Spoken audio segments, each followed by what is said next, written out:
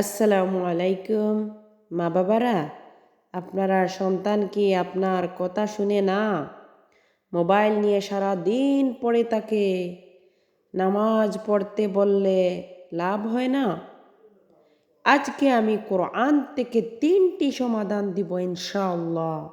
এই 3টা কাজ করলে আল্লাহ চাইলে আপনার অবাধ্য সন্তান বাধ্য হবে ইনশাআল্লাহ। ভিডিওটা শেষ পর্যন্ত দেখবেন ইনশাআল্লাহ। তো প্রিয় দিনী ভাই ও বোনেরা, আশা করি সবাই ভালো আছেন। ভালো থাকলে আল্লাহ তাআলার প্রতি শুকরিয়া আদায় করি। আসুন সবাই আলহামদুলিল্লাহ আর ইসলামিক চ্যানেলের সাথে যুক্ত থাকুন এবং নতুন নতুন ভালো ইসলাম ভিত্তিক ভিডিও পেতে আমার চ্যানেলটাকে সাবস্ক্রাইব করে রাখুন এবং শেয়ার করুন। দুনিয়া ও আখিরাতের সওয়াব হাসিল করুন। তো প্রথমত 3টি কারণের মধ্যে প্রথম কারণ হচ্ছে, প্রিয় দিনী ভাই বোনেরা, আমরা দোয়া করি না। প্রথম ভুল আমরা করি, সন্তানকে শুধু বকা দেই, কিন্তু আল্লাহর কাছে দোয়া করি না। হযরত ইব্রাহিম আলাইহিসসালাম নিজের সন্তানের জন্য দোয়া করেছিলেন, রব্বি হাবলি মিনাস সালিহিন, হে আল্লাহ, আমাকে নেক সন্তান দান করুন। আমি আবারও বলছি, ইব্রাহিম আলাইহিসসালাম নিজের সন্তানের জন্য যে দোয়াটি করেছিলেন সেটি হচ্ছে, রব্বি হাবলি মিনাস সালিহিন, হে আল্লাহ, আমাকে নেক সন্তান দান করুন। আরেকটি দোয়া, রব্বি জাআলনি মুকিমাস সালাতি ওয়া মিন যুররিয়াতি, হে আল্লাহ, আমাকে এবং আমার সন্তানদের নামাজি বানিয়ে দিন। প্রতি নামাজের পর তাহাজ্জুদে সন্তানের নাম নিয়ে কান্না করে এবং দোয়া করেন। ইনশাআল্লাহ আল্লাহ তাআলা অবাধ্য সন্তানকে বাধ্য করবেন। 2 নম্বর কারণ হচ্ছে, প্রিয় দিনী ভাই ও বোনেরা, নিজেরা আমল করি না।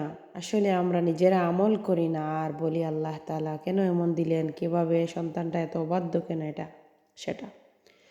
তো আমরা সন্তানকে নামাজ পড়তে বলি কিন্তু নিজে ফোন টিপি। আমরা অনেকে আছি, নামাজ পড়ার জন্য বলি কিন্তু আমরা নিজেরা ফোন টিপি। সন্তান যা দেখে তাই শেখে। আপনি কোরআন পড়েন, সে কোরআন পড়বে। আপনি মিথ্যা বলেন, সেও শিখবে। লুকমান আলাইহিসসালাম তার সন্তানকে প্রথমে নসিহত করেছিলেন।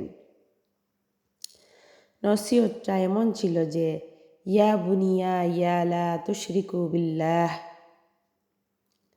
ইয়া বুনিয়া লা তুশরিকু বিল্লাহ, বাবা শিরিক করো না।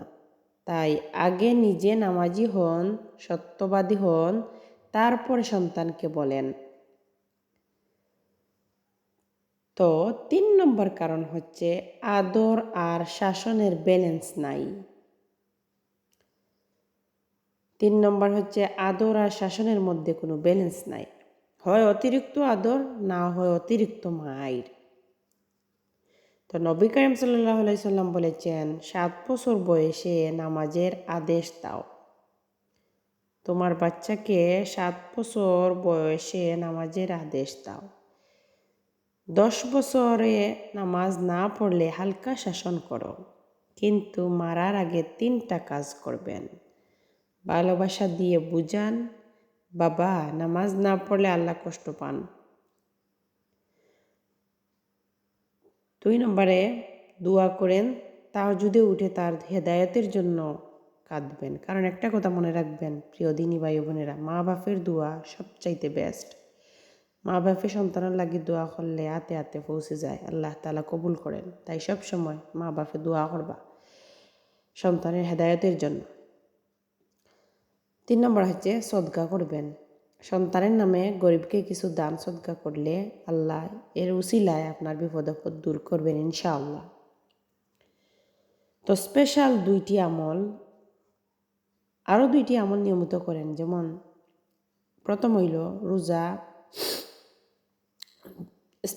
এগুলো স্পেশাল 2টা আমল। আমি আবারও বলছি, পুরো ভিডিওটা স্কিপ করবেন না, আশা করি শুনবেন, ইনশাআল্লাহ ফায়দা হবে। তো প্রথম নম্বর আমল হচ্ছে রোজ ফজরের পর 7 বার সূরা ফাতিহা পড়ে সন্তানের মাথায় ফু দিবেন। রোজ ফজরের পর 7 বার সূরা ফাতিহা পড়ে সন্তানের মাথায় ফু দিবেন, প্রথম নম্বর আমল। 2 নম্বর আমল হচ্ছে সন্তান ঘুমালে তার কানের কাছে আজান দিবেন, শয়তান দূর হয়ে যাবে ইনশাআল্লাহ। সবচেয়ে বড় কথা, হতাশ হবেন না, হেদায়েতের মালিক স্বয়ং আমার আল্লাহ তাআলা। নূহ আলাইহিস সালামের ছেলের নবীর কথা শুনেন নাই? তাই চেষ্টা প্লাস দোয়া চালিয়ে যান, ইনশাআল্লাহ আল্লাহ তাআলা হেদায়েতের মালিক। আল্লাহ আমাদের সন্তানদের নেককার, নামাজি, মা বাবার খেদমতগার বানিয়ে দিন। আসুন সবাই মিলে বলি আমিন। ভিডিওতে আমিন বলে যাবেন সবাই। ভিডিওটি অন্য মা বাবার কাছে শেয়ার করেন, আর এরকম আমল পেতে SR ইসলামিক চ্যানেলটাকে সাবস্ক্রাইব করে রাখুন প্রিয় দিনী ভাই ও বোনেরা। তো সবাই ভালো থাকেন, সুস্থ থাকেন, আর সেই আমলগুলা ইনশাআল্লাহ ইয়াকিনের সাথে করবেন, তাহলে ইনশাআল্লাহ ফল পাবেন। আসসালামু আলাইকুম ওয়া রাহমাতুল্লাহ।